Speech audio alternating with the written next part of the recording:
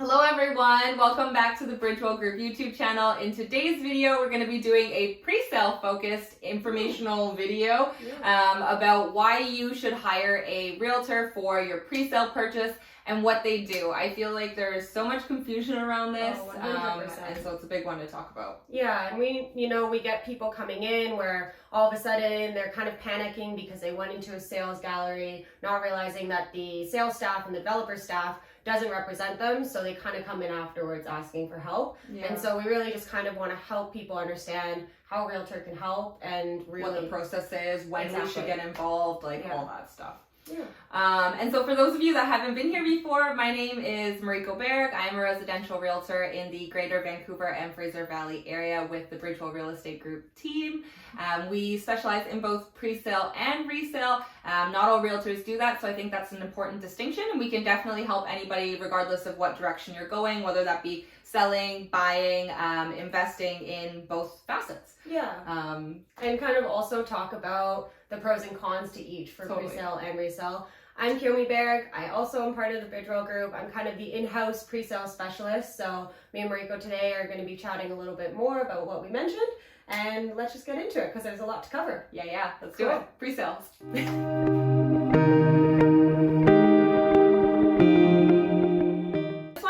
This video by clarifying that when you hire a realtor to help you with your pre-sale purchase, this is a free service.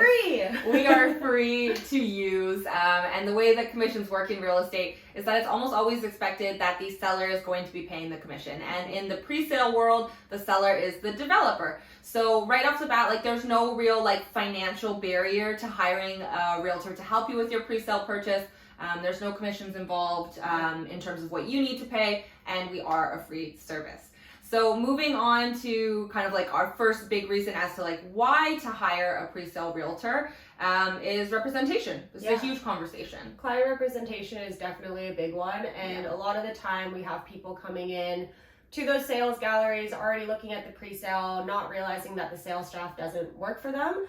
It's a very common confusion that happens, but at the end of the day, the sales staff is hired by the developer, so therefore they represent the developer, which means they don't represent you. And I think that's a really key point for people to know when it comes to pre-sales. And we talked to that the sales staff can be super helpful and they can 100%. Be very informative, but at the end of the day, what is actually defined as a client is somebody that is, say, if we are taking on a client, for example, that means that we owe you full disclosure, full loyalty, duty to avoid conflict of interest, and full confidentiality. And so you cannot represent the seller and the buyer at the same time. So the sales staff cannot fully represent the developer and you in the same capacity because of the nature of the duty to avoid conflict of interest with client representation. So you just have to know that when you are going into these pre-sale centers that the developer sales staff does not work for you, they work for the developer, and if you're gonna buy this property without a realtor, that means you're going to be unrepresented. And so unrepresentation is the exact opposite of client relationship. So you don't actually have full disclosure from the developer sales staff. They're not gonna show you other developments or information like that. They don't owe you full loyalty. They owe the developer full loyalty. They don't have any duty to avoid conflict of interest because of what we had already talked about. Because it is a conflict of interest in its own nature. Just understanding that that is what it means to be unrepresented, which obviously most people like the sounds of client relationship and what it offers a lot better, and that's really the big benefit here. And these are in forms as well, so that's kind of where people end up finding out about this is they go into the sales center unrepresented, and it is the responsibility of the sales staff to present these unrepresented forms. And so that's where we have found that people come in afterwards being like, oh my gosh, I didn't realize this. But it's definitely very important and just very, very helpful to understand what it means to be represented. Yeah, for sure. Number 2 for our reasons why having a pre-sale realtor on your side is beneficial is an honest opinion. An honest opinion of the development itself, the developer, how long have they been in the industry, what kind of buildings do they typically do, is it a mid-rise, high-rise, condo, townhome development, right? You want to know what they've built in the past and compare it to what the development you're looking at right now. as well as area and location. I think that's a big one too, is really knowing where that development is, because the sales gallery might not be where that development is. So knowing that kind of information too is really key. Yeah, that's a good distinction. And I think that like at the end of the day, like going back to this point again, like the developer sales staff work for the developer, and it's their job to push that development and that site and that location, but they're not really always giving you that like broader perspective of what other developments might be out there for you, or they're not going to be able to, you know, talk bad about the developer if they're not the best developer, or give you that honest information that is honestly very valuable for you to have in making a full educated decision. And I would say this is probably one of the most important parts of hiring a realtor to be on your side, is that they're actually giving you a completely unbiased opinion of the property that you're purchasing and giving you that wider scope of information. And other options and things like that, right? I think the other thing too, when it comes to having a realtor on your side, is, you know, the sales staff are obviously, like we mentioned, they're super helpful. They're there to help. But if you don't know the right questions to ask them, then they're also not necessarily obligated to give you every single piece of information. So it's really important that your realtor is there to help you know, is there EV parking? Is storage included with the unit? You know, not every unit has storage and parking. So knowing those sorts of things, what kind of taxes, costs, like they're there to help you think of questions that you might not necessarily think of asking. So number 3 on the similar note as an honest opinion, really a realtor's job is to help you make sure that you're not overpaying for this property. So market knowledge, specifically with regards to price, is a really big one. So with the particular unit, maybe it's like, oh, another unit in the building potentially has a higher resale value, or is maybe the better deal or the better buy overall. Maybe outside of the development, it's, you know, this other development, what other options are there? Exactly. What are those selling for? What are the prices? Making sure that you're not overpaying in that sense. Long term, down the road, you're going to need to get this property appraised at some point, whether that be during the rescission period or whether that be 120 days out and closer to completion. The appraisal is the lender's way of justifying how much money you've paid for the property. They only lend based on appraised value, so making sure that you're not overpaying is extremely important, and this is really, I would say, one of the most important things a realtor does. Yeah, definitely. And I think the other thing too is that, you know, if you're looking at this for an investment property as well, what's the market rent in the area, or what is the rental situation overall in the area? Is it pretty popular for rentals? Is it not? So really making sure that you're running those numbers too, to make sure that it kind of all aligns. Yeah, exactly. Kind of helping figure out like what those net numbers are, break even, make sure you're not in the red. Or if you are in the red, at least you know about it, I guess. Hopefully that wouldn't be the case. Hopefully it's not the case, but at least you know. For sure. So number 4, we have realtors are going to be there to help you identify costs and potential tax exemptions. This is a really big one, and I think a lot of people don't really fully understand the major differences between pre-sale and resale. In pre-sale, you have way more taxes. You've got GST, which is 5% of the purchase price. That's a huge chunk of change. Yeah, it's a lot of money. And then you also still have that property transfer tax unless you qualify for an exemption. Yeah, so with pre-sales, there is the newly built home exemption. So it's still important to note that that does go up to a certain threshold. So for the full exemption, it's $750K. But, you know, there's other requirements involved. You have to be moving into it for a primary residence. Can't be investment. You know, you need to be a Canadian citizen or a PR. And there's a lot of things that people just don't realize when it comes to pre-sale costs and how they differ from resale. So that's really important, because when you're making your list of costs or your budget, you want to make sure that you're including those items as well. 100%. And so it is our job to help guide you through that process and give you as good estimations as we can, or connect you with mortgage brokers or people that will be able to help refine those numbers even better than we can. And so I think that this is really an important one, because the budget for pre-sale, even though you're not necessarily fully completing on it until quite a time out, you still want to be confident beyond a reasonable doubt when you're putting like anywhere between like 10 to 25% deposit over a period of time. So that's a big one, and that's something that definitely your realtor should be helping with. Number 5, a good pre-sale realtor we'll be able to get you VIP access, whether that be VIP, VVIP, whatever you want to call it. A lot of the times, if you're working with an experienced presale realtor that has good connections with developers or sales staff representatives, they will be able to get you in before a lot of other realtors, and definitely before the public. Yeah.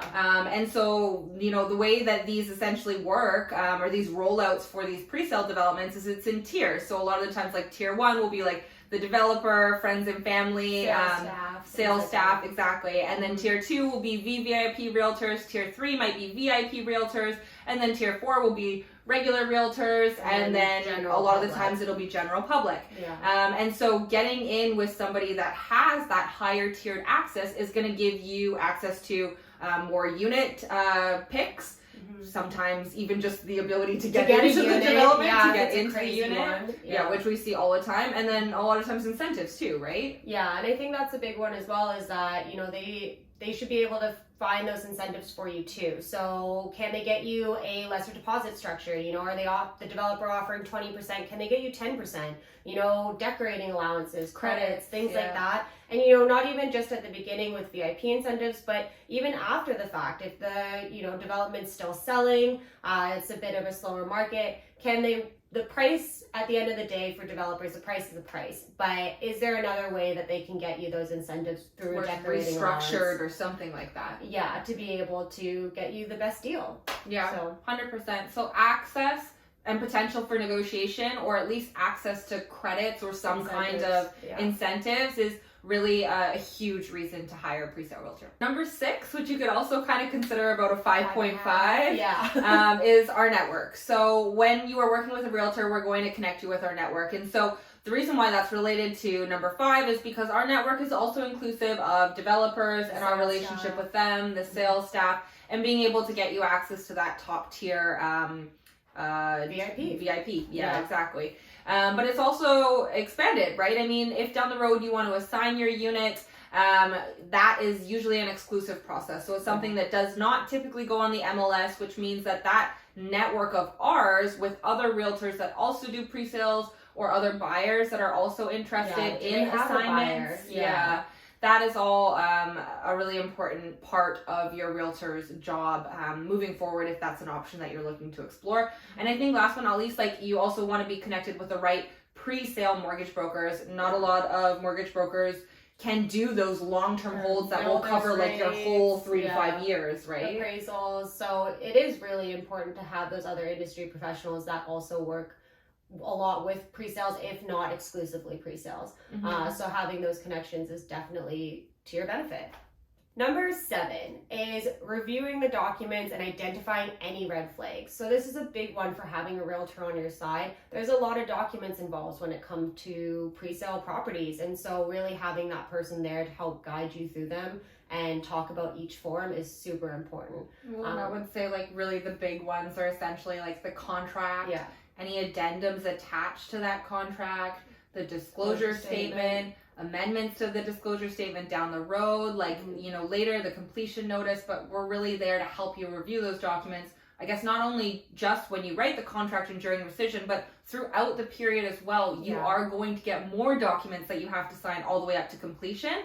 And so your realtor is going to be there from the beginning all the way to the end. 100%. And, you know, starting off with contracts, like, when it comes to contracts in the pre-sale world, they're all different. I mean, I don't know that I've seen one contract from developer to developer that's been the same. They're always different. They're always changing. So it's really important to have your realtor there to help start with that initial step. And like, it's also because the developer's lawyer are the ones that draft these contracts. Whereas like in a resale situation, it's the board's like mandated forms that we use, right? So it's not like resale at all, where you can expect kind of a similar contract. Yes, they are similar in a sense, but there are differences, and there are ways that they sneak in little differences too, right? And that people have got caught with. So I think that that's really important to know. And then kind of, you know, identifying red flags in the contract. I would say big ones are like delays, like what their rights are, how long can they delay, you know, what happens if you're late for your deposit, you know, a lot of different things, obviously, like price, and then what's included and all of that. When the estimated completion date is in there. But that ties back into, you know, what are their rights to delay and what can they delay for. You know, there was a big part where COVID wasn't incorporated obviously into contracts, and now it is incorporated into contracts because it has had an effect on the supply chain, workers, things like that. Yeah, and developers contracts, I find like they always favor the developer. So you just have to know that in pre-sales, a lot of the times people will come up to us and be like, this is so one-sided, and it's like, yeah, well, it was written by the developer's lawyer, but you just have to be aware. And I think that that's really part of our job, is helping to make you aware of what you're signing, identifying red flags, and kind of helping to mitigate the risks in the best way that we can recommend possible. And then obviously like addendums in addition to that, like, you know, changing the deposit schedule is done in an addendum, or maybe you get a credit, that would be done in an addendum. Maybe you have the right to add somebody on the contract, like by form of an assignment, without a cost. So those addendums are things that we can help you with and kind of often tie into the negotiation or incentive side of things. And then disclosures, that's super a fun. Whole other ballgame. I mean, disclosure statements, they're long. They're multiple pages. They can be hundreds of pages. But this is really a big one where you want to go through and also have your realtor go through it with you in terms of identifying those red flags, like we mentioned. You know, are there specific bylaws that are happening within the development? Pet restrictions, sorry. You know, financing, does a developer need to get a certain amount of financing? And if they don't, what happens there? Like, have they got construction financing? Like a lot of stuff. And just to be clear, like, what is a disclosure statement? Like, the pre-sale buildings, they're not tangible. They're not built yet. So a disclosure statement is there to basically disclose all of the important things about the developer, their financing situation, their construction situation, and then what the building or complex is going to look like. So it kind of helps to show you the plan of what it's actually going to be, to live there or be like to live there, or what the building or complex is actually going to be. Yeah, and you know, if you dealt in resale properties at all, the strata plan is usually, or you have a strata plan with a resale property, so this is where that disclosure statement would have a rough strata plan. But again, it's important to note that that can change. You know, a lot of things when it comes to pre-sale are subject to change, and that's where those amendments come in with the disclosure statement. And if the development has already been selling, maybe they already have some amendments in place, but that's what Mariko kind of mentioned about you're going to get documents throughout the process towards completion, and a lot of the time those amendments to the disclosure statement to update you on, you know, city changes, the completion date has been pushed. Maybe you get lucky and the completion date has moved up. Doesn't normally happen, but you know, those are where those amendments come into play. 100%. And so that's a huge job for us, is making sure that we are there to help you understand the process, what you're buying, the contracts, the red flags, and going through all of those documents with you. So the last but not least, we have the transaction management. And when we say this, we mean the complete transaction management, from writing the contracts, looking over the disclosure statements, all of those documents, walking through that rescission period for you, the 7-day rescission when it comes to pre-sales. But then afterwards, you know, the deposit reminders. Usually there's a number of deposits after you've given that initial one. So making sure that you know that that's coming up. You need to have those funds available. That's a big one. But then heading all the way down the road to completion, and that completion prep before, you know, getting your financing ready, that 120 days before the completion is connecting you with a lawyer, like connecting you with a mortgage broker. Those are all really big ones. And I would say that like one of the biggest processes near the very end is the deficiency walkthrough. And so this is really the time right before completion, usually like 1 to 2 weeks before, sometimes up to about a month before, that you're going to actually get to go into the unit and see what is mostly the final product, but put together the deficiency list of deficiencies. So whether that be, you know, checking the electrical, checking the water, checking the appliances, but most notably, I would say this is the only time that you can claim cosmetic deficiencies. So little chips in the paint, or in the walls, the door, nicks here and there, boards, caulking, like all that stuff, right? So having somebody to represent you at that deficiency walkthrough is going to be really important, and a lot of the time that's your realtor that's doing that for you. So having a realtor that's experienced and knows what to look for and what to test at deficiency walkthroughs is going to be very, very important to making sure that you get the benefits of that full warranty when it does come to pre-sales. So that is really our complete synopsis on all of the reasons that you should be working with a realtor for your pre-sale purchase. We hope that this was helpful for you and covered reasons why you should be using a realtor to buy a pre-sale and also what the benefits are for you. And coming back to the point that this is a free service. It's free. This is free. You don't pay a commission to have a realtor help you to purchase a property, whether that be resale or pre-sale. It's always the seller that is going to be paying us. So if you do choose to have representation and get that full client experience and all of the benefits that we've talked about throughout this video, it is a free service. So coming back to us, as I said, we are residential realtors. We work with both pre-sale and resale, and we are based in the Coquitlam area very specifically, but generally the Greater Vancouver area, and run a lot into the Fraser Valley as well, because pre-sales have really been all over the place. Yeah, they've honestly boomed in the last, I feel like, I guess probably longer, but really specifically in this last few years, it's been crazy. And they've been popping up all over the place. So yeah, Greater Vancouver, Fraser Valley area, there are a lot of pre-sales. We have a really big database of different ones in the area. So if you're looking at a specific pre-sale project or just interested in a specific area, we'd be more than happy to help. So feel free to reach out to us for all your pre-sale needs, and we hope you have the best day. Thanks so much for watching, everyone. Have a good one. Thanks.